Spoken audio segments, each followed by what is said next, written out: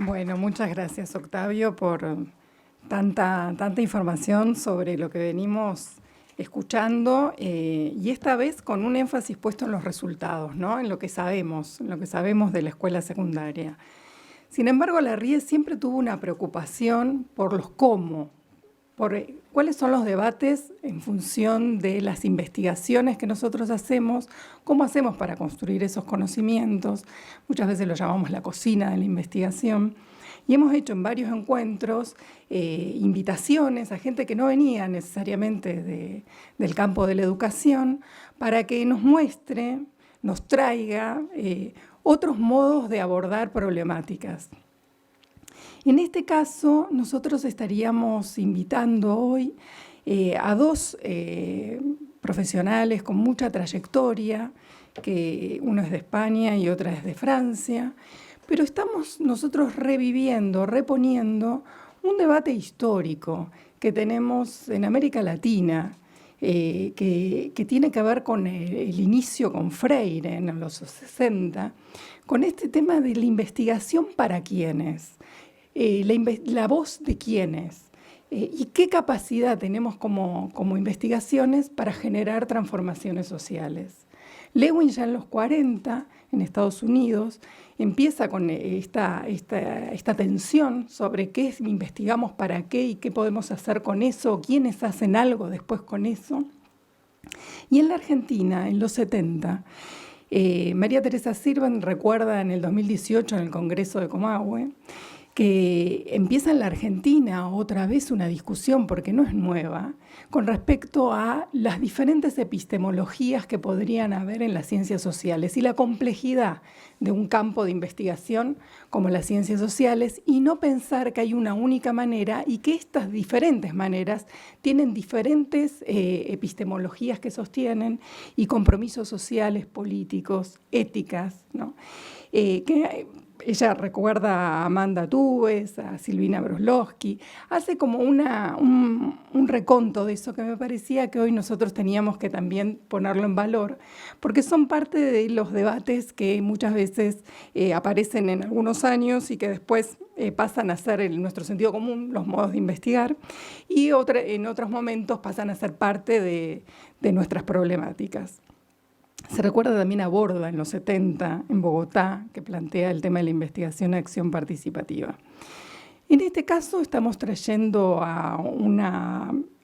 en primer momento vamos a escuchar a Véronique Simon. Es una investigación sumamente interesante. Ella pertenece al Centro Durkheim del Instituto de Estudios Políticos de la Universidad de Bordeaux. Es una investigadora asociada desde el 2007.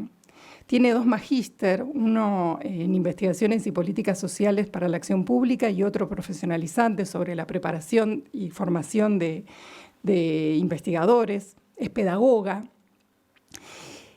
El tema que vamos a tener con esta presentación es que no la vamos a tener online. Tenemos un video grabado por ella donde explica una metodología que la llama CAPA. Está muy bien explicada, está traducida. Lo que nosotros las vamos a invitar es a indagar en sus publicaciones. Hay publicaciones en castellano, muchas. El instituto es el IEP, Instituto de Estudios Políticos de Bordeaux, y tiene cantidad de explicaciones sobre esta metodología y sobre una trayectoria en la que tiene escrito sobre jóvenes, empoderamiento, el tema del desempleo. Esta última tiene que ver con ofertas territoriales que se plantean para los jóvenes, para el abandono o no de la escuela secundaria. Y nos pareció como muy interesante pensando en la innovación en metodologías de la investigación, que es parte de sus intereses. Así que los invitamos a escuchar este video. Sobre el final vamos a poder hacer algún comentario sin la retroalimentación de Véronique, y después pasamos al otro orador que ya. Soy Véronique Simon. Estoy muy feliz de poder presentar este método. Agradezco a Claudia y a las organizadoras la invitación. Brevemente, el método surgió de un proyecto de investigación que aspiraba a estudiar la condición de vulnerabilidad de los y las jóvenes en Europa, en Francia específicamente, en relación a la reducción del abandono escolar. Entonces, ¿por qué el acrónimo CAPA? De hecho, simplemente porque se trataba de construir un método contradictorio, es decir, que creara un espacio de intercambio y de confrontación de puntos de vista entre los y las jóvenes y lo institucional. Colectivo, porque todas las entrevistas eran en grupo, y participativo por un objetivo esencial: crear las condiciones de un discurso reflexivo en los, las jóvenes y unirlas al proceso de investigación. Entonces, para decirlo rápido, se trataba de darles la palabra a los y las jóvenes. Para aclarar un poco, los dibujos se extrajeron de una sesión del método en la que participaba un autor de tira cómica francesa, Christian Durieux. Esos dibujos fueron un soporte de discusión muy propicio para analizar las sesiones después con los y las jóvenes interrogados, interrogadas. Pero volvamos a nuestro punto de partida. Se trataba de comprender la relación entre los recursos institucionales y las capacidades individuales para acceder a ellos, apoyándose sobre la experiencia de los beneficiarios. Y más específicamente, investigar la experiencia de los y de las jóvenes que habían abandonado sus estudios en el seno de los dispositivos dedicados a ayudarlos y ayudarlas a retornar. Entonces, para ello, el equipo de investigación del proyecto, Thierry Berthet y yo también, nos apoyamos en dos enfoques. El enfoque por capacidad era el marco teórico del proyecto en el cual se puso en práctica este método, el proyecto Society, que articulamos con la intervención sociológica iniciada por Alain Touraine, porque teníamos en el seno del laboratorio dos promotores de este método, Sandrine Rue y Olivier Cousin, quienes nos ayudaron a adaptar el método. Entonces, el enfoque por parte de las capacidades. Decir capacidad, ¿por qué? Porque es un método que permite interesarse por los recursos, ya sea los bienes y servicios o los derechos formales establecidos por las instituciones. Ello nos permite analizarlos con respecto a las realizaciones que la persona puede llevar a cabo gracias a esos recursos. Y en ese proceso, la intervención sociológica se propone guiar a grupos de jóvenes a que confronten su punto de vista con representantes de las instituciones implicadas en la lucha contra el abandono escolar. De esta forma, logramos un protocolo de investigación que requiere una preparación exigente, es decir, es preciso poder reunir a un grupo de jóvenes que participe de manera voluntaria en el conjunto de las sesiones, de las 3 reuniones.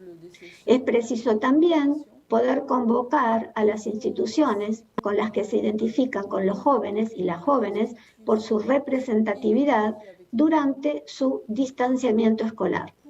Por ejemplo, un responsable del establecimiento o un consejero de educación o un docente u otro representante institucional.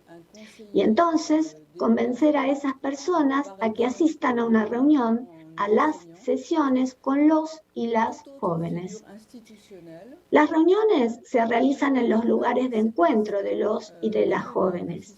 Así se obliga a las personas a ir un día y a una hora a un lugar accesible.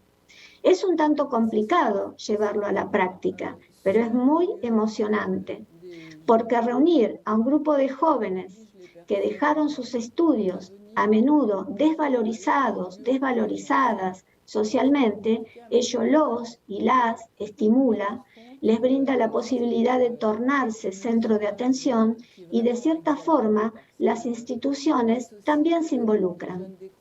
Luego hay 2 días para que surja lo que dé sentido común a las experiencias singulares. Participamos 3 investigadores, investigadoras, porque durante cada sesión con los y las jóvenes, que les presentaré luego, es preciso que haya, entre comillas, un intérprete, no en el sentido de la lengua, sino en el sentido de la distancia, a veces simbólica, entre el lenguaje del, de la, investigador, investigadora, y el lenguaje de los y las jóvenes, y también para facilitar su palabra. Otro investigador u otra investigadora ocupa el lugar del o de la analista, que tiene una visión ventajosa de intercambios y que orienta el debate en el sentido y en pos del dato que se pretende obtener, focalizando realmente las etapas de ruptura escolar.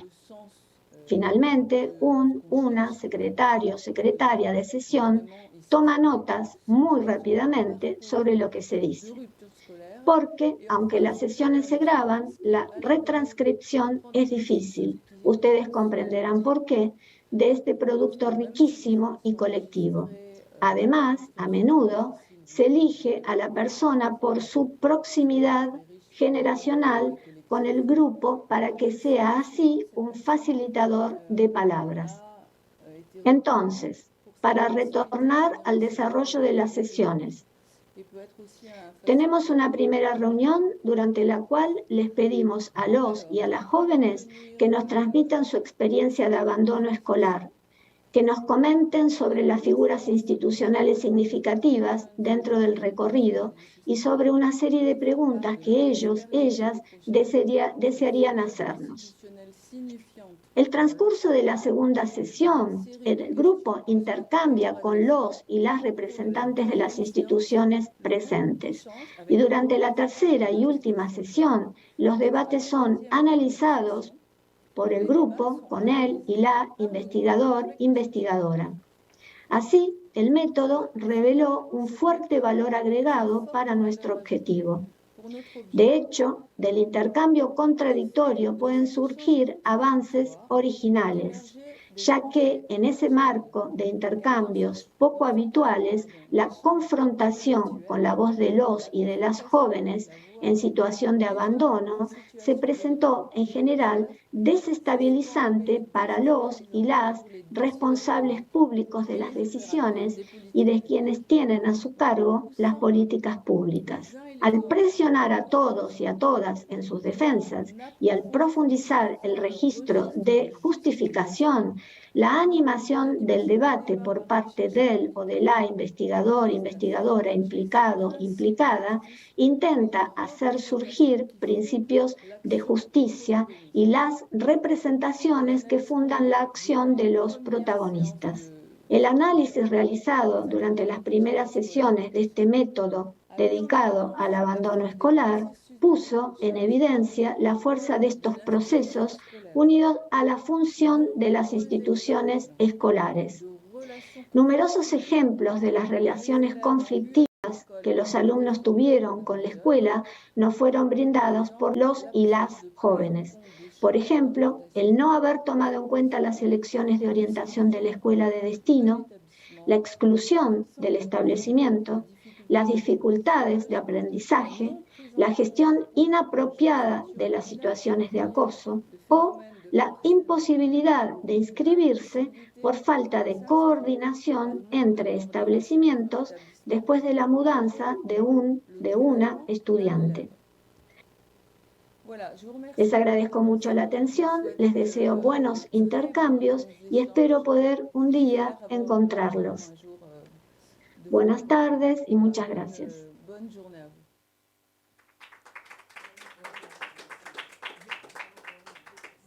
Bueno, ¿qué les pareció? Interesante, ¿no? Interesante la propuesta. La verdad que creo que vamos a quedar como de alguna manera intercambiando con este grupo de investigación.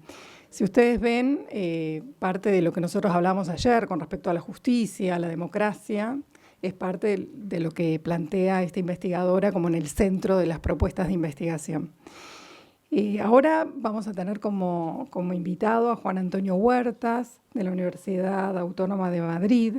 La investigación, él es un investigador de muchísimos años, ahora les voy a contar un breve CV, pero sus propuestas en este tiempo, según nos comentaban, están basadas en evaluar el contexto educativo, cómo influye en la motivación y en la autorregulación de los estudiantes, pero también un fuerte interés porque esas investigaciones vuelvan a la educación y generen algún tipo de mejora o que entren dentro del planteamiento de las rutinas escolares. O sea que estamos en investigaciones totalmente diferentes, pero con como un mismo eje, que es este tema de poder hacer un aporte con los actores, que son a su vez el objeto de estudio muchas veces.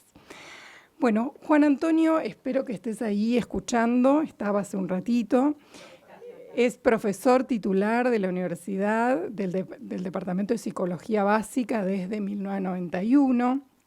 Ha investigado procesos psicológicos básicos en personas con discapacidad, la historia de la psicología en España y sobre todo en motivación y autorregulación en contextos de aprendizaje. En estos temas tiene más de un centenar de publicaciones científicas, 11 libros, 71 artículos, 49 capítulos de libro, 4 informes científicos. Ha recibido también en 1987 el segundo premio y en el 1990 el tercero, el Premio Nacional de Investigación y Ayudas Técnicas de Inserso. Es colegiado de honor del Colegio Oficial de Psicólogos de Madrid. Ha ocupado en los últimos 20 años diferentes cargos de gestión universitaria en la UAM. Ha sido director del Departamento de Psicología Básica, vicedecano de la Facultad de Psicología, decano de esa facultad, vicerrector de estudios de grado de la UAM y vicerrector de coordinación académica y recientemente vicerrector de docencia, innovación educativa y calidad. Bueno, Juan Antonio, te vamos a dar la palabra. Bueno, buenas tardes. Aquí casi noches, allá en el final del otoño, aquí en el final de la primavera. Y lo primero es daros las gracias por la invitación.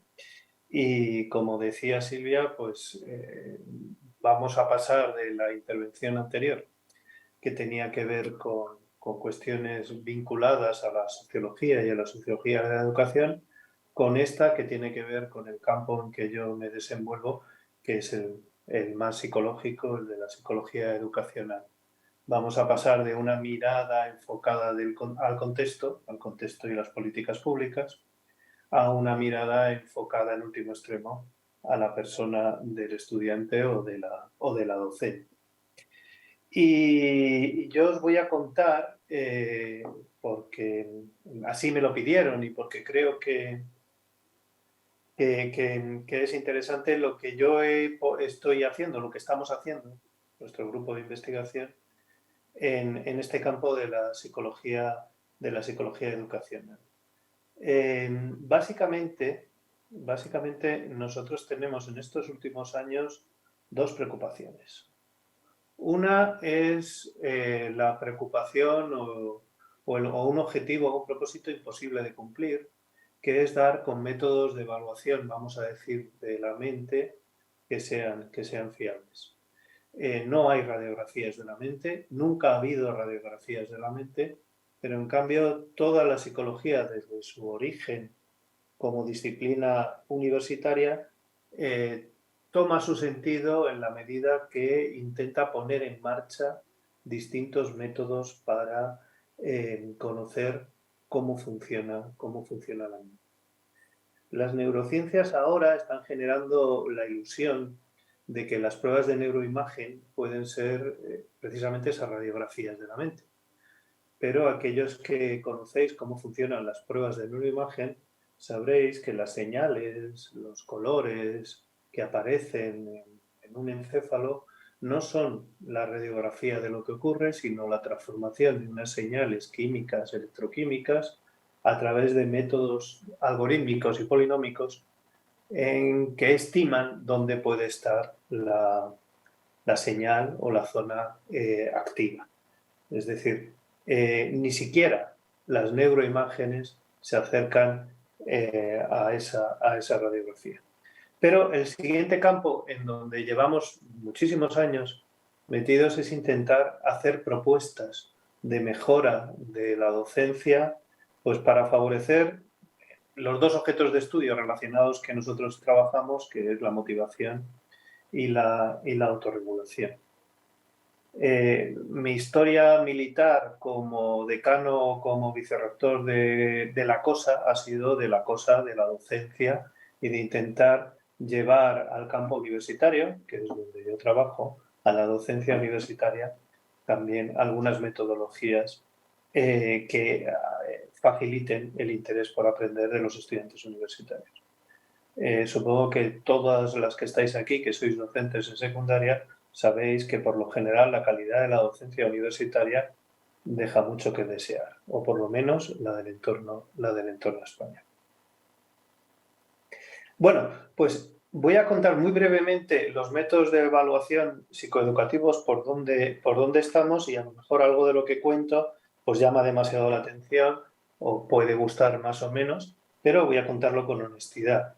Si uno quiere enfrentarse al problema de la evaluación, tiene que intentar usar todas las herramientas que se han ido usando para conocer cómo funciona la motivación, la autorregulación o cómo se percibe un contexto a lo largo de los últimos años en psicología educacional. Y eso significa enfrentarse a metodologías de autoinforme, de cuestionarios, metodologías de observación, metodologías de entrevista y metodologías que intentan analizar pues, distintas acciones o distintos comportamientos de los estudiantes o de las docentes. Bueno, pues nosotros nos preocupamos también por intentar construir buenos autoinformes con todas las garantías de medida y psicometría que ahora son bastante estrictas, y sobre todo por ver, que es lo más importante, que es lo que quiero remarcar, si la teoría de la que nosotros partimos se comprueba a partir de las respuestas de una muestra muy alta de personas. Entonces, por ejemplo, este es un cuestionario que hicimos hace 3 o 4 años que intenta medir la implicación, el engagement, el interés, por decirlo así, de los estudiantes, en este caso universitarios, y partíamos de una teoría en donde se defendía que ese interés en estudiantes universitarios pues podría depender de los distintos escenarios formativos que se dan en la universidad, tareas prácticas, clases magistrales, trabajar en casa, trabajar en grupo, etcétera, etcétera, y que además ese interés estaba tamizado por lo que las últimas teorías del compromiso, del interés, remarcaban, que tiene que ver con un interés que se muestra en el comportamiento, en el pensamiento, en las emociones o en el control, en la sensación de control. Bueno, pues este cuestionario al final, pasándolo a 600 estudiantes universitarios de distintas universidades, pues resultó que demostró más o menos la teoría con estos numerajos que hay aquí. ¿Qué hacemos una vez que esto está así, este cuestionario o el de clima motivacional? Pues una vez que nosotros lo encontramos validados, lo pasamos a usar en las investigaciones o en las intervenciones educativas como una herramienta para que los docentes, las docentes, entiendan esta perspectiva teórica y la usen cuando quieran trabajar con sus estudiantes. Y además la usamos también para interpretar los resultados de las entrevistas o de los grupos focales para generar esos diccionarios típicos de análisis de texto, pues que algunas de las categorías de esos diccionarios sean compatibles con la de los cuestionarios. Pero también estamos preocupados por ver cómo funcionan distintos métodos de evaluación que pretenden evaluar lo mismo, es decir, la idea de la triangulación o de la convergencia. Entonces aquí os pongo otro ejemplo de un trabajo reciente en donde, que luego comentaré, en donde hemos trabajado con cuestionarios, autoinformes de autorregulación. Hemos trabajado con estudiantes de 12 años de Montevideo y les hemos pedido que mientras que realicen una tarea de comprensión de textos, leer un texto, Perdón, responder Antonio, unas preguntas. perdón que te interrumpa. No está pasando el power. ¿Vos lo estás ¿Qué pasando? está pasando? A mí sí me pasa. Bueno, acá pues no. alguna cosa. Ahí Así sí, se ve. ahora sí. Ahora Vale, sí. pues lo hago así porque debe ser que con presentación, por alguna razón no lo veis. Bien. Creo que se ve, más o menos es el mismo Ahora se ve tamaño. estudios de convergencia metodológica. Todo lo Bien, anterior bueno, solo pues nos quedamos en la primera imagen, te aviso. bien, pues esta es la segunda imagen. O sea, esta es la imagen que os decía del cuestionario de compromiso, que está engagement, la agencialidad, la conducta, la cognición y la emoción, y luego los distintos escenarios formativos en la universidad. Bueno, pues decía, a estudiantes de 12 años de Montevideo, pues le pedíamos que leyesen un texto y que hiciesen un resumen y que contestasen unas preguntas. Y les pedíamos que hiciesen esa tarea hablando en voz alta, es decir, intentando que nos contasen todo lo que les pasaba en la cabeza. Previamente para eso hay que entrenarles un poquito, hacer tareas. En este caso usábamos un rompecabezas, un Tangram, para que hiciesen esa tarea. Y también mirábamos pues su comportamiento, porque esta tarea se hacía en una computadora y quedaba registrada con un vídeo. Teníamos, por lo tanto, 3 grandes grupos de medidas de cómo se autorregulaba el estudiante. Un cuestionario de autorregulación que le pasábamos al final. De todas las medidas del comportamiento mientras estaban leyendo, la que nos salió más discriminativa era el tiempo que tardaban en hacer el resumen. Y luego una serie de medidas de pensamiento en voz alta. Es decir, las frases, las palabras que nos decían mientras realizaban la tarea, las categorizamos según una teoría de la autorregulación, de Zimmermann. Y todo esto lo relacionamos para ver la convergencia de las medidas con una variable criterio que era la calidad del resumen. Es decir, el resumen se evaluaba con una rúbrica, la calidad del resumen de cada estudiante, y veíamos las relaciones.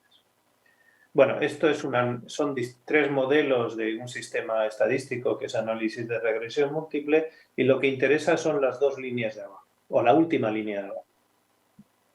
Cuando mirábamos la capacidad predictiva de los cuestionarios, de los autoinformes, sobre la calidad del resumen, pues la R cuadrado, que es eso que veis ahí, es de 0,05, es decir, que el cuestionario solamente explicaba el 5% de la calidad del resumen.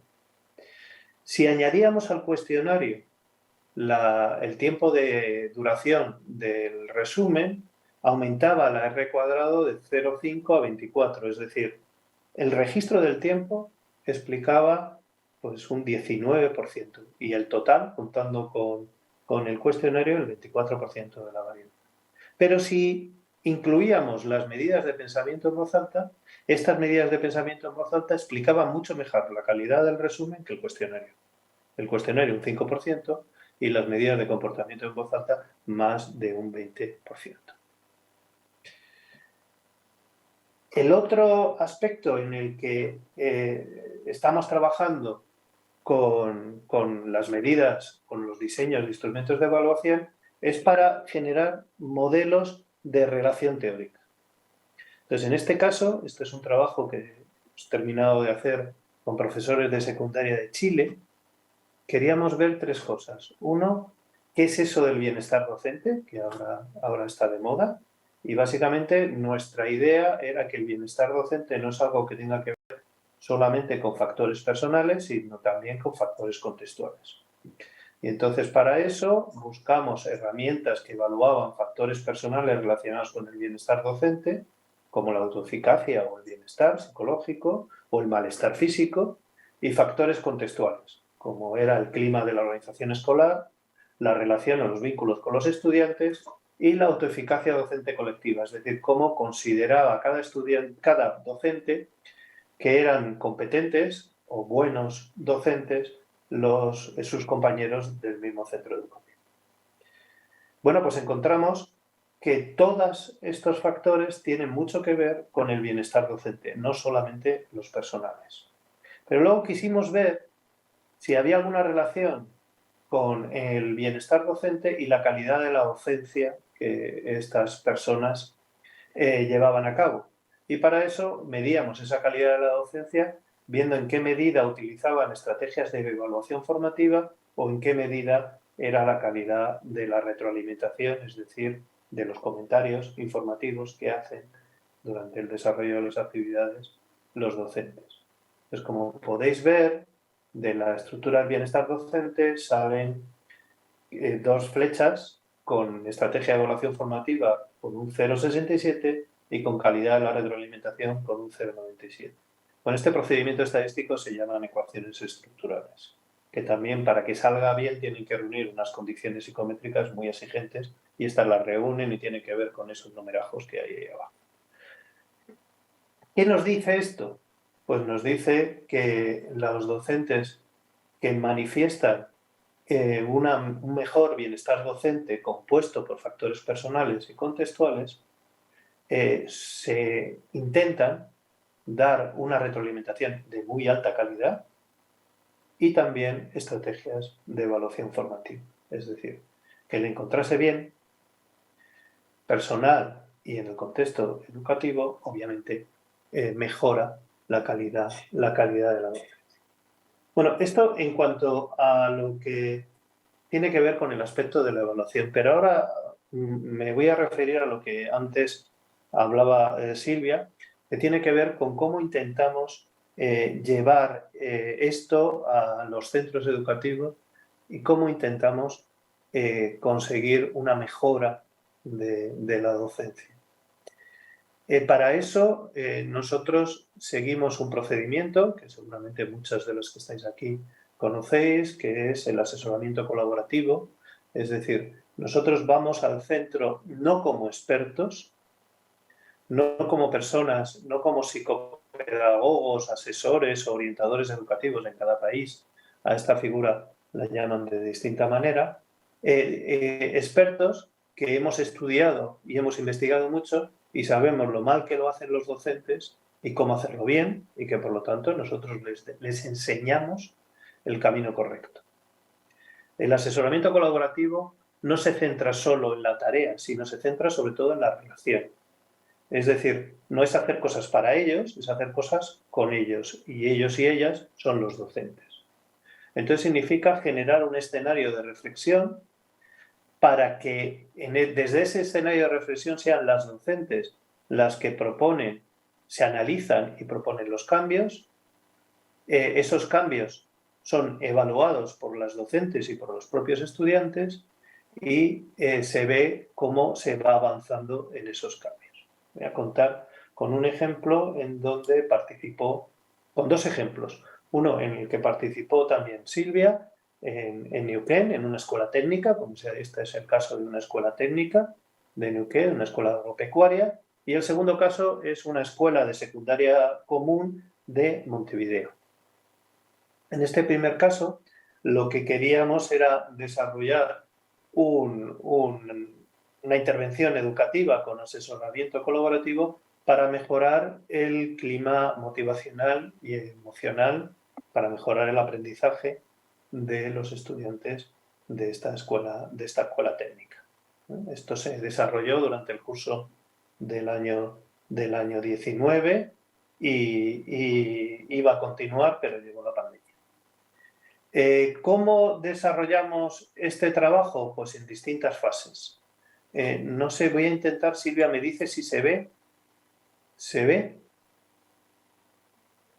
¿Se ve lo que estoy moviendo? Sí, estás en el dispositivo de asesoramiento colaborativo.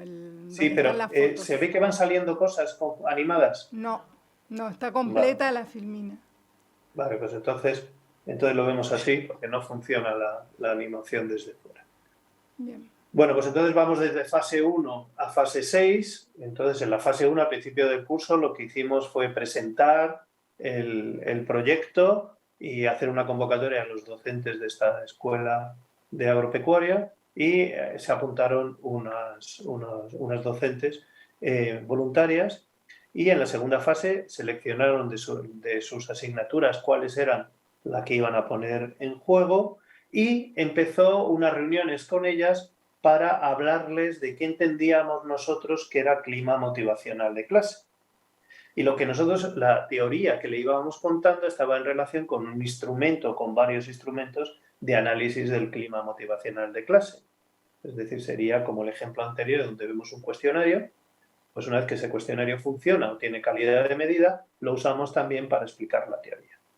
Y en esa segunda fase, aparte de contarles cómo entendíamos nosotros el clima motivacional y que lo fuesen interiorizando, les pedimos que empezasen a pensar en los problemas que tienen en la docencia de esas asignaturas que tienen que ver con alguno de los componentes del clima motivacional.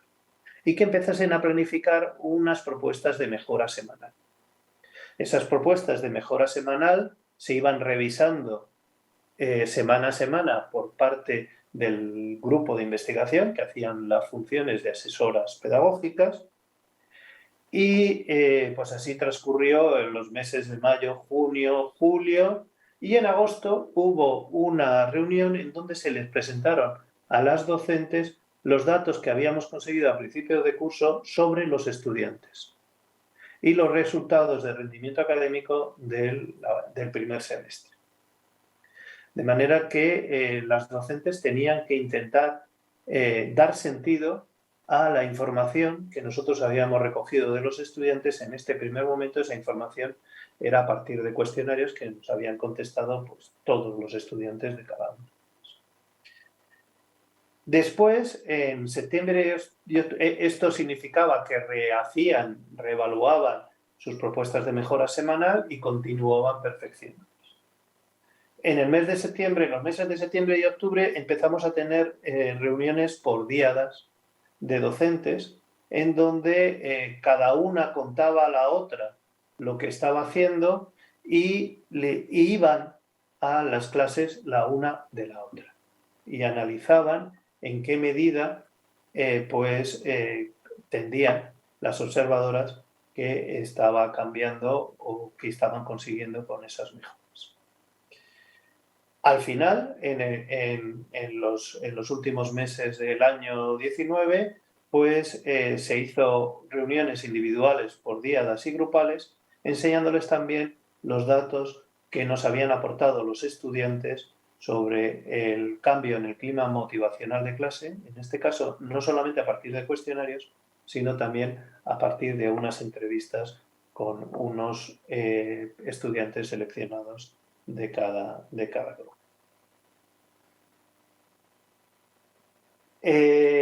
Bueno, aquí os pongo algunas mejoras que hubo en esa intervención. Estos son categorías del clima motivacional de clase y como veis, pues las mejoras en los docentes, ahí tenéis una columna que pone medias, la media es sobre 10, entonces veis cómo en el pues en el caso de participación, la evaluación que habían hecho los docentes sobre la calidad de su participación era 4,33 y cambió a 6,5, o como la observación que habían hecho los docentes de ayuda y apoyo emocional, por irme abajo del todo, pues pasó de un 6,3 a un 9,54, es decir, cambios relativamente importantes, pero fueron más importantes los cambios que notaron los estudiantes, de un 3 a un 6, de un 6 a un 8, de un 3 a un 5, un 4 a 6, es decir, en algunos casos las diferencias de medias eran de un 18 a un 30% más alto. También medimos orientaciones motivacionales y los estudiantes pues mejoraron su orientación al aprendizaje y sobre todo lo más importante es que disminuyó drásticamente la orientación por miedo al fracaso, por evitación que tenían los estudiantes en el pre, que era 8,55, pues bajaron a 6,53 en el post. Pero también queríamos ver si esto cambiaba el rendimiento académico. Si las calificaciones del grupo experimental habían sido mejores a consecuencia de esta intervención de asesoramiento colaborativo que los de un grupo cuasi control comparable, y no cambiaron nada. Es decir, los estudiantes obtuvieron mejor resultado académico en el último trimestre que en el primero, pero eso ocurre casi siempre, y el resultado de los últimos trimestres en el grupo experimental y en el grupo control fue similar, exactamente igual. Hicimos reuniones con los docentes para ver cómo querían mejorar esto para el año que viene, se propusieron unos cambios para continuar el año que viene y ya digo, el año siguiente fue en marzo del 20 y todo esto nos encerramos en casa y eso quedó más o menos en stand-by. Voy terminando ya y ahora os cuento el mismo ejemplo de una intervención de asesoramiento colaborativo, pero en una escuela de secundaria común de Montevideo. Aquí lo que queríamos era mejorar la enseñanza de la autorregulación. En Neuquén tenía que ver la excusa o la razón, tenía que ver con el clima motivacional. Aquí la mejora de la enseñanza de la autorregulación para el aprendizaje de la lectura. Trabajamos en este caso con 4 o 5 docentes y teníamos 2 grupos de comparación al margen de otras 2 escuelas. Y bueno, pues el sistema fue parecido. En las primeras sesiones les contábamos qué es la enseñanza de autorregulación y para eso le contábamos un modelo teórico que tiene contraste y calidad, como es el de Zimmerman. Les hacíamos que fuesen jugando con él y grabábamos a los estudiantes de manera individual realizando una tarea de lectura y luego enseñábamos a las docentes pues cómo una serie de estudiantes habían mostrado su competencia y enseñamos a analizar el pensamiento en voz alta. ¿Os acordáis que había contado antes que el pensamiento en voz alta nos había parecido mejor método de evaluación de la autorregulación que el cuestionario o la observación?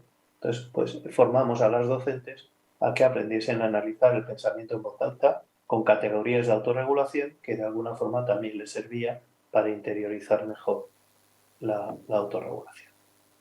También había en este procedimiento de asesoramiento momentos críticos en donde las docentes pues, se encontraban precisamente con cómo estaban aprendiendo sus estudiantes y la opinión que los estudiantes tenían, aparte que entre ellas iban contándose las mejoras y los cambios que querían hacer en sus clases de enseñanza de la lectura. En este caso, ¿qué mejoró en las docentes? Pues lo mismo que mejoró en la experiencia de Neuquén.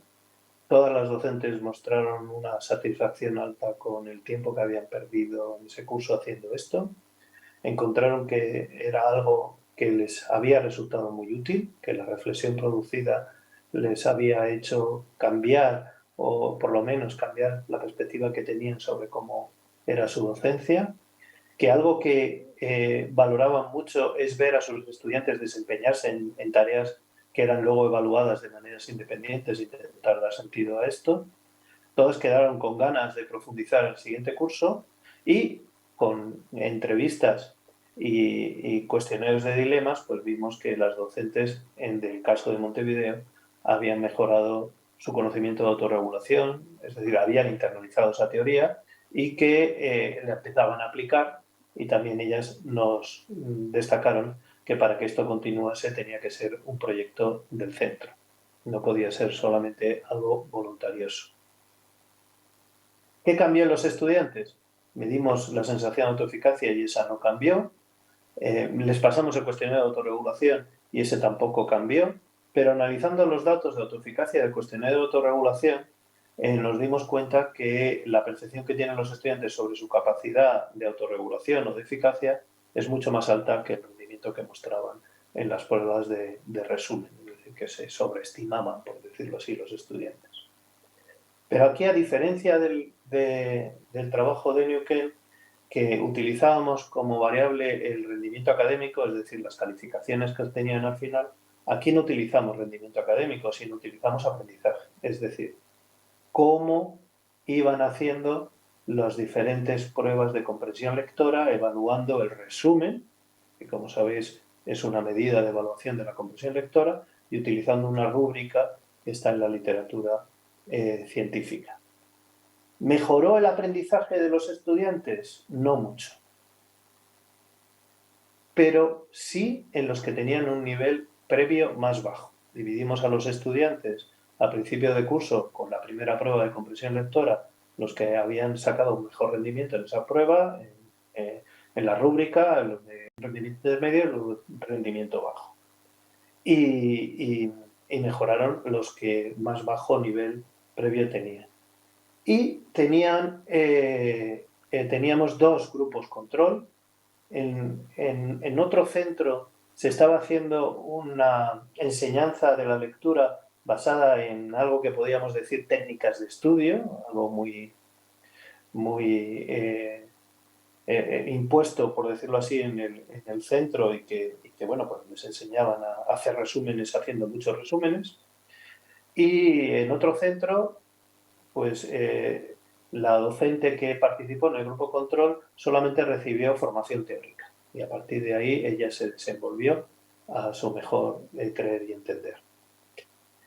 La diferencia en la calidad de las rúbricas al final del curso entre estos tres centros fue más o menos igual.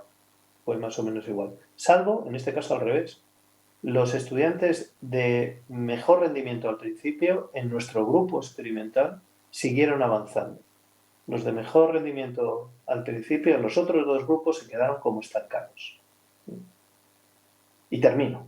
¿Qué conclusiones sacamos de esta forma de trabajar y de intervenir colaborando con las docentes para la mejora del clima o de la autorregulación?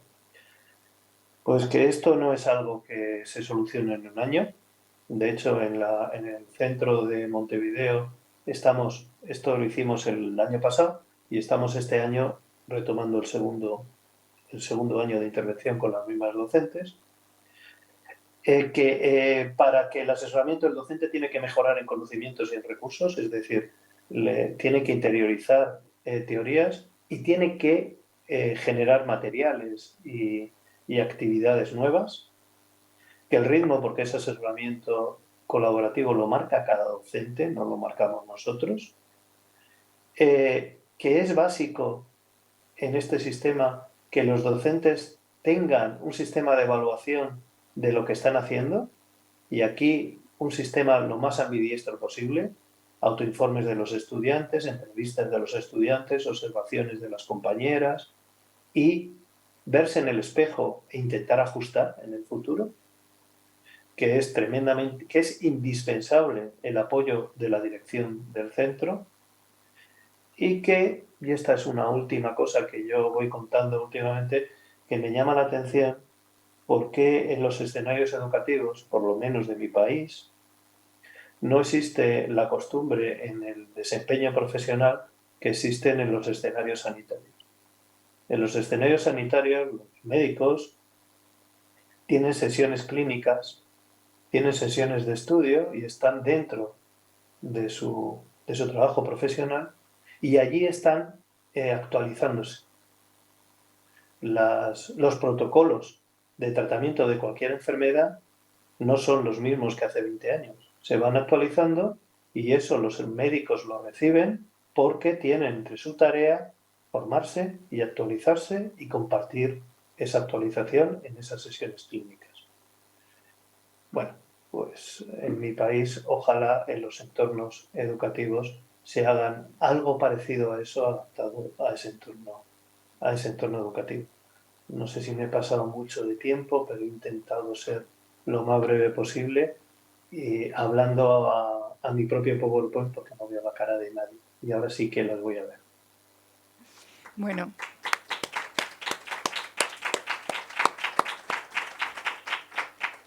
No, Juan Antonio, estuviste muy bien con el tiempo, es lo que habíamos dicho. Y bueno, como verán, la complejidad de la investigación en educación o contextos o aprendizajes, la rigurosidad que se planteó en estas dos exposiciones, la sistematización de información, en este último caso, las mediaciones e instrumentos múltiples que se utilizan.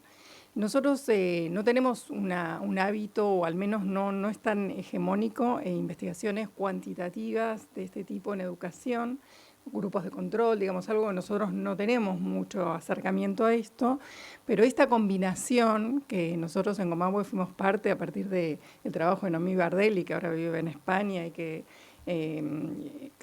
Huertas fue el director de su tesis doctoral y participó también Micaela de Vega del equipo de Comahue, logramos como acompañar y aprender de esta multiplicidad de conocimientos que se necesitan y retroalimentaciones que se necesitan y sistematizaciones sumamente rigurosas para que vuelvan a ser parte de la reflexión. En la presentación de Veronique yo creo que pasaba lo mismo. Digamos, es una propuesta sumamente compleja que incluye dibujantes, que incluye observadores, que incluye modos de sostener un debate. Lo que creo que nos aporta a nosotros es pensar en otros modos de investigar complejos e interesantes y que están generando algún tipo de conocimiento que de otra manera no se puede lograr, ¿no? Así que bueno, la palabra a alguno acá que esté en presencial o que esté a distancia como para poder preguntar algunas cosas a Juan Antonio. ¿Te parece, Juan Antonio, así? Si llegas... Bueno, acá está Daniel. Yo no vería ninguna mano levantada, a ver. Bueno, dale, Daniel. Ahí. ¿Lo escuchás? A ver.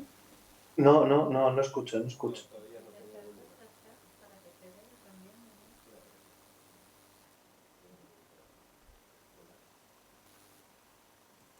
Estamos habilitando, todavía no hay nadie. Sí, ya. Veo el micrófono y un dedo, pero no escucho nada. Hola, ahí está. Ahora sí. Bueno, muchas gracias, Juan Antonio, por la presentación. Yo quería hacer una reflexión, pero también lo voy a compartir como pregunta. Es prácticamente un lugar común, pero quería ponerlo en la conversación.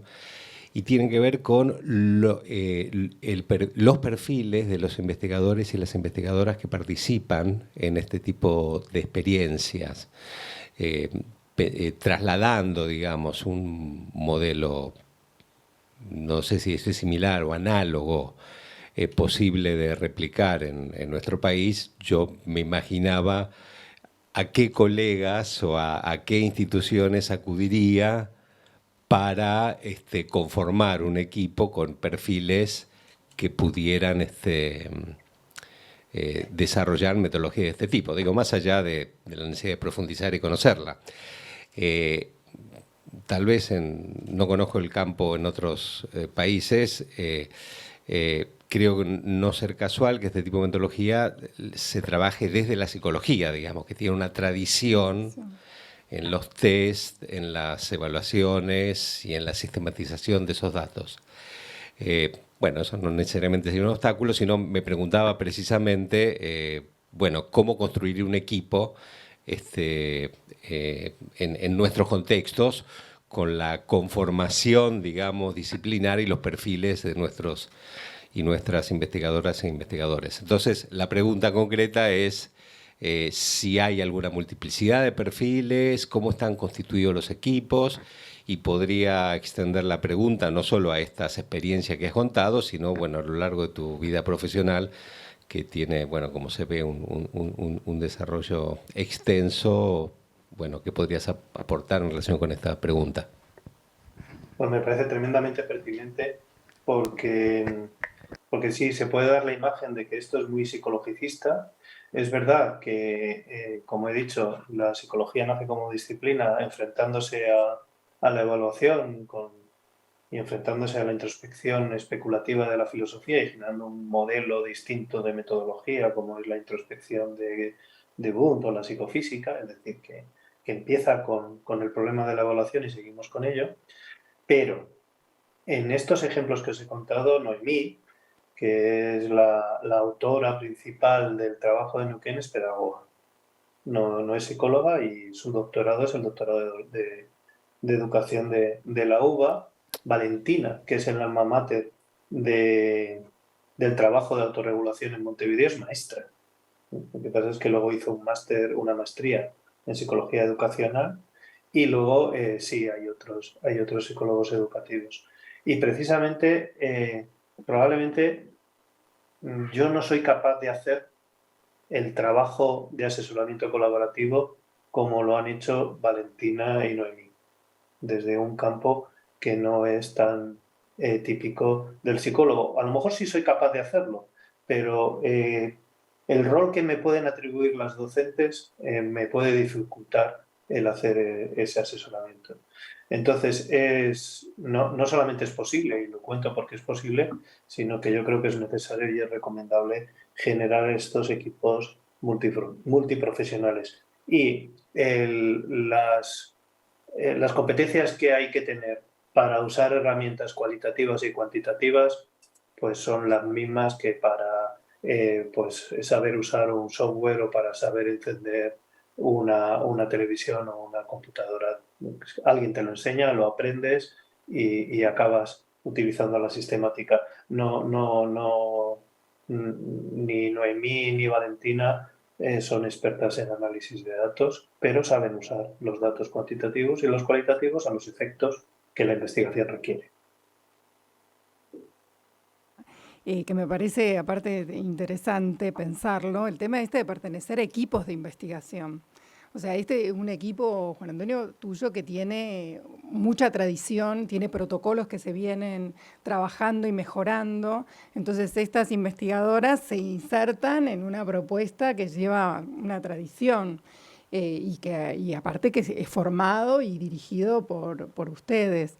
A mí me parece que eso es una de las cosas que a nosotros nos interesa, que es el tema de armar redes de investigación donde distintos países, distintas tradiciones aporten modos de sistematizar, modos de generar conocimiento y esta interrelación, que yo creo que en este caso se logró, al menos en la de Comahue, fue como una articulación entre tradiciones diferentes. Lo de escuela técnica fue una elección desde Comahue, es una escuela que ya fue muy mencionada. A esta escuela le vamos a tener que dar algo, ¿no?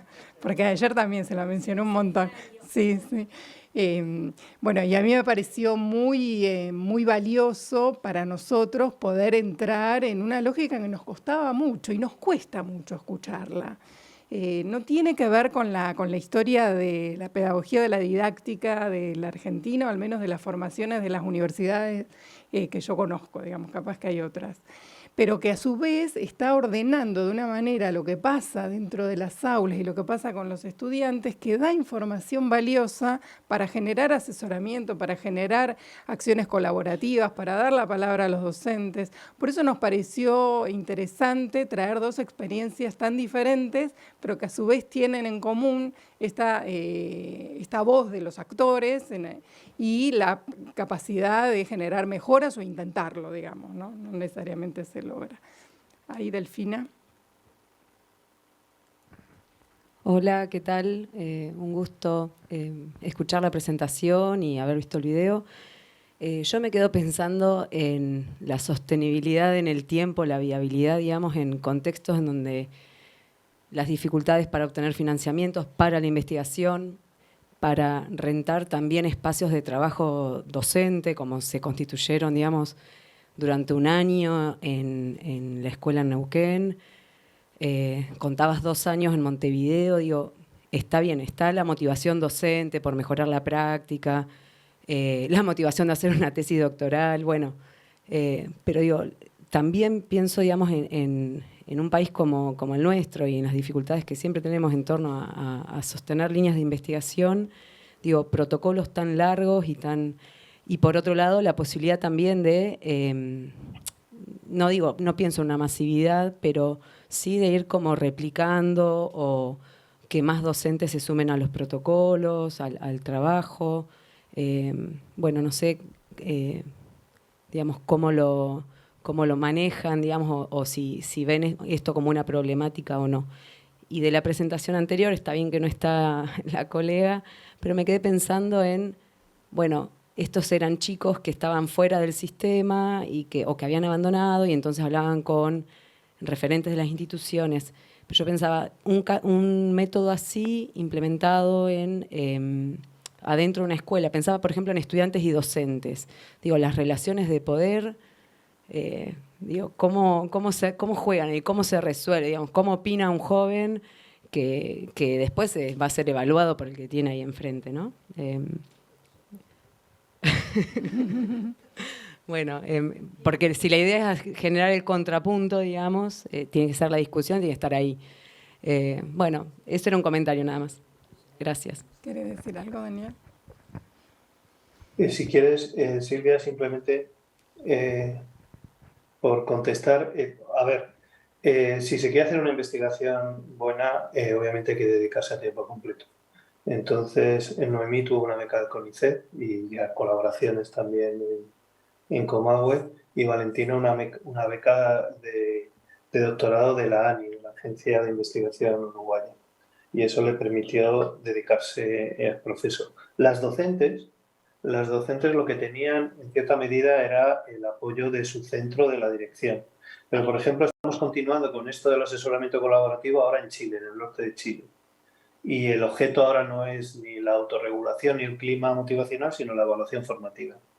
Y en este caso estamos trabajando con un centro educativo de secundaria del norte de Chile, y la dirección de ese centro ha habilitado un tiempo de la dedicación de los profesores en las aulas a la participación en este proyecto.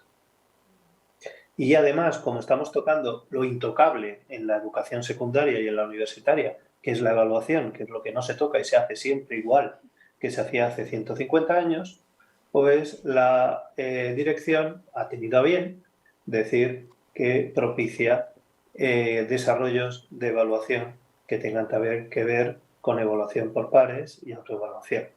Es decir, ha abierto la caja de los truenos con todo su apoyo institucional, y eso ha hecho que los participantes, las docentes y los docentes del centro de Iquique, que es donde estamos trabajando ahora, pues participen con interés mayor. ¿Está Sandra ahí? Sandra, ¿querés hacer algún breve comentario? Ya tenemos que terminar ya. Hola, ¿se escucha? Sí, se escucha. Sí, bueno, Juan, agradecerle primero el correo que le estuve escribiendo, gracias. Bueno, yo estoy haciendo el doctorado en educación en la Universidad Católica de Córdoba, estoy haciendo el trabajo de campo, estoy haciendo investigación acción participativa. Estamos trabajando con algunos docentes sobre prácticas reflexivas basadas en incidentes críticos. Entonces, bueno, las docentes están tomando decisiones, o sea, desde qué incidentes críticos, con qué estrategias trabajarlos. Tengo unas docentes que son docentes investigadoras, conformamos un equipo de investigación, porque bueno, en esa cuestión democrática y de democratización que tiene la investigación en acción participativa, permite que el investigador pueda estar desde un lugar un poco más horizontal y teniendo que hacer una objetivación también. Es un trabajo muy rico, muy difícil, y bueno, me encantó escuchar tus trabajos, y la verdad, bueno, acá en Argentina yo tengo 30 horas de clase, nivel secundario, nada de beca, nada de dedicación exclusiva, un trabajo bastante artesanal con las profes, tratando de transformar nuestra realidad y que esos incidentes críticos que ellas, bueno, esa categoría de monereo tan interesante, y bueno, también tratando de beber de Bordan, de Freire, y bueno, tratando de que los actores puedan hablar y puedan ser ellos partícipes y que escuchar sus voces. Así que bueno, me gustó mucho la investigación y gracias por el correo, seguramente te voy a estar consultando. Y bueno, eso, decirte que me gustó mucho la investigación y que bueno, me gusta mucho este tipo de investigaciones. Creo que la investigación que nosotros hacemos por ahí en los doctorados y que quedan en las bibliotecas de las universidades, por ahí, a ver, no digo que no sirvan, pero me parece que hoy, sobre todo la educación argentina, necesita beber mucho de esta vinculación entre la universidad y el nivel secundario.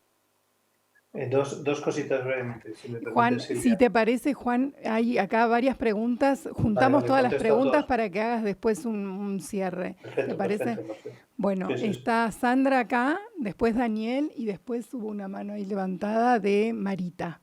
Marita, espera un poquitito que hay tres acá.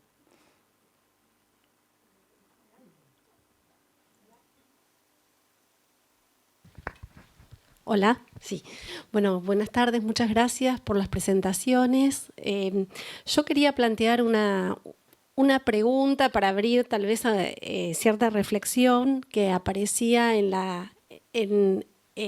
aparecía tangencialmente en la primera presentación de la colega francesa, y me interesaría escuchar también la reflexión del segundo colega, de Huertas, en relación a cómo informan estas investigaciones con esta metodología también a la hechura de las políticas. Me parece que ahí hay una clave, ¿no? Que muchas veces como nos movemos polarmente. Ayer en las mesas hablábamos, bueno, justamente del lugar del Estado en la producción de modalidades, ¿no? Como estuvimos girando alrededor de esos temas, y hoy empezamos a discutir más a un nivel, bueno, de aula, de las intervenciones docentes, del papel de la investigación en esos escenarios. Y bueno, traigo la pregunta acerca de si es posible de alguna manera como conectar esos mundos y pensar en qué medida estas formas de investigación también pueden alimentar a la producción de conocimiento y por ende también a la producción de ciertas políticas que transformen las realidades de las aulas. Gracias.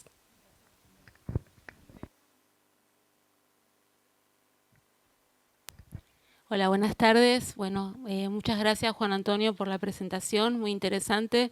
Quisiera en relación con ella plantear una consulta, una inquietud, y tiene que ver con si en alguna medida la metodología considera, incluye o problematiza la construcción de, en lo posible, un lenguaje común entre las partes que participan de la investigación, teniendo en cuenta lo que a veces se llama distancia, a veces contraste, a veces desencuentro entre la mirada o el lenguaje académico y el lenguaje, en este caso, o la mirada de los docentes.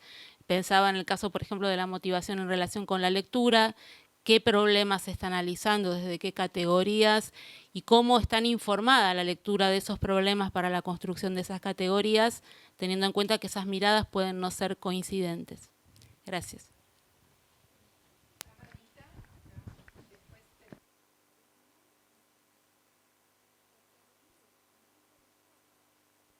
No oigo, Silvia. No. Bueno, buenas tardes. Les brinda la posibilidad. No sé si me tocaba a mí, perdón. No sé si me tocaba a mí, Marita. No, yo no lo pagué. No, pero si lo estoy bueno.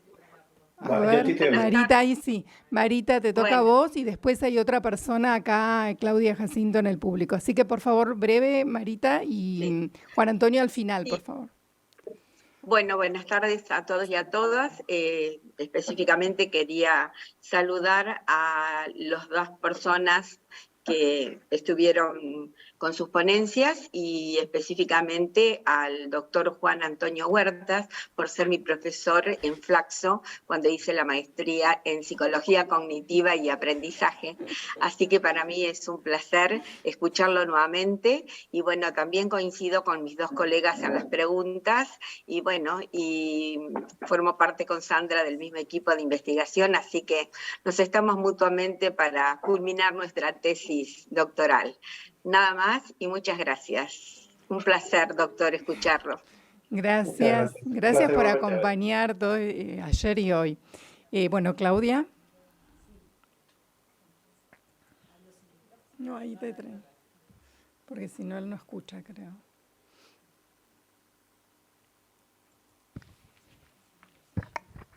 Bueno, buenas tardes. Muy cortito. Muchas gracias. Colega, Juan Antonio. Yo quería hacer creo que escuchaste la exposición anterior, la de Veronique, y ahí entonces quisiera tratar de hacer un puente, proponerte más bien, si querés hacer un puente. Había en la exposición de Veronique dos conceptos claves. Uno era la idea de contraste, ¿no? De conceptos claves en relación a la intervención. De contraste de voces y la otra, la idea de autoanálisis. Ambas cuestiones vinculadas a procesos que generan innovación, cambio en la escuela. En ese caso se aplicaba a estudiantes que no eran más estudiantes, que habían abandonado. Y entonces lo que ella comentaba muy someramente como resultado es cómo los docentes cambiaban sus concepciones y sus prácticas supimos hasta ahí nomás, a través de estas estrategias, ¿no? de la intervención que realizan. Te quería preguntar qué lugar ocupa dentro de la metodología, o si ocupan un lugar estas estrategias de autoanálisis y contraste de perspectivas, de opiniones entre los actores. ¿Escuchan? Sí, ahora sí. Ahora. Bueno, ya podrías, si querés, contestar a todos o lo que quieras como para hacer el cierre de este panel. Todo tuyo. Sí, si me dejas puedo, porque las preguntas creo que las puedo agrupar en respuestas sintéticas lo más posible. A ver, los términos que utilizamos cuando nos referimos a investigación, a realidad educativa, nunca son neutrales, cada uno tiene una teoría detrás, pero yo soy partidario de, en lugar de buscar diferencias, trabajar con los parecidos de familia. Quiero decir que hablar de incidentes críticos a lo Carles Monneré, o hablar de contrastes, hablar de reflexión o hablar de autoanálisis tienen parecidos de familia. Nosotros en la propuesta de asesoramiento colaborativo hacíamos momentos de contrastes o de incidentes críticos cuando una colega iba a ver la clase de la otra y se lo comentaba. O hablábamos de contrastes o incidentes críticos cuando las docentes tenían que intentar analizar, describir y explicar los resultados de las evaluaciones que hacíamos a los estudiantes suyos. Y lo importante de esto es la reflexión que provocan en las docentes y las consecuencias que sacan. Y esas son la reflexión que hacen ellas, o que hacen ellas en compañía de otras colegas, o que hacen ellas con nosotros. Pero es el autoanálisis también. O sea, quiero decir que en el fondo, si en lugar de mirar las diferencias terminológicas, miramos los parecidos de familia, los sistemas se parecen mucho, ¿no? Y tiene que ver también con el uso de términos de las teorías. Nosotros les contábamos un modelo de 16 factores que afectan al clima motivacional, o de las 3 ciclos de la autorregulación de Zimmerman, o de los modelos de evaluación formativa, de retroalimentación, evaluación por pares y autoevaluación y todo eso. Pero lo importante es que ellas, a lo largo del trabajo de intervención, daban sentido particular a esos términos. Es decir, y además les colocaban sus propias etiquetas. Ya no hablaban, por ejemplo, de un clima motivacional de autorregulación, sino que decían, venga, vamos a hacer cosas sobre el paso a paso. Bueno, era como ellas habían decidido dar forma a esos contenidos. Y una última observación sobre políticas públicas y cómo extender esto. A los españoles llevamos como 30 años que nos ha tocado vivir en Europa, hasta entonces no estábamos viviendo en Europa, ahora nos han metido en Europa y estamos bajo el gobierno financiero de la Unión Europea. Bueno, la Unión Europea hace tiempo hizo un análisis de cuáles eran los resultados de la financiación de fondos en investigación que hace y descubrió que solamente el 20% de los recursos volvían a la sociedad. El 80%, por decirlo muy resumidamente, iban a las arcas de las revistas de alto impacto. Entonces, ahora la Unión Europea ha cambiado su sistema para dar proyectos de investigación competitivos. Y es que piden no solamente un buen diseño metodológico, piden un buen diseño de transferencia. Piden, antes de dar la investigación, que propongamos cómo vamos a devolver esto a la sociedad. Y esto de devolver esto a la sociedad es algo que, por ejemplo, nosotros estamos a la espera de si nos dan o no un proyecto de este tipo y que pues nos ha obligado a generar instancias y que, por ejemplo, mi presencia aquí esté dentro de esa función. Y también a comunicar estas instancias en otros sitios. Habéis visto que al final de mi exposición se me ha ocurrido hacer una reflexión de cómo es el modo de actualización y desempeño profesional de los médicos y cómo es el modo de no actualización y desempeño de los educadores de distintos niveles de mi país. Y que esto lo hacen los médicos porque está establecido así en las políticas públicas de la sanidad, porque en todo servicio hospitalario, todo el personal de servicio tiene una hora para una hora a la semana o más. para análisis clínicos. En fin, que creo que la transferencia, por decirlo así, es algo igual de importante que una buena metodología científica. Bueno, un aplauso para Juan Antonio. Muchísimas gracias.